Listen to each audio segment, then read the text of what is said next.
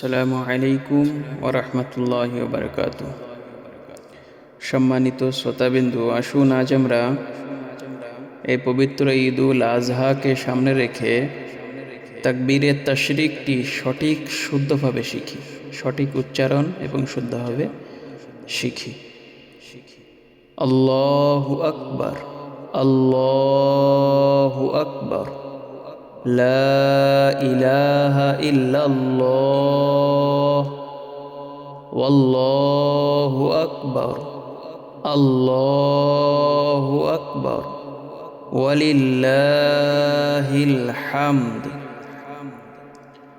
আল্লাহু আকবার, আল্লাহু আকবার, লা ইলাহা ইল্লাল্লাহ, ওয়াল্লাহু আকবার, আল্লাহু আকবার, ওয়ালিল্লাহিল হামদ।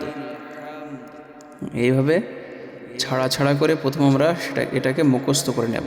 ছাড়া ছাড়া শুদ্ধভাবে মুখস্থ করার পর তারপরে আমরা 9 তারিখের ফজর থেকে 13 তারিখের আসর পর্যন্ত যে তাকবীরে তাশরিক পড়তে হয় প্রত্যেক নামাজের পর, পুরুষদের ক্ষেত্রে উচ্চস্বরে জোরে এবং মহিলাদের ক্ষেত্রে আস্তে আস্তে, সেটাকে আমরা পড়ব।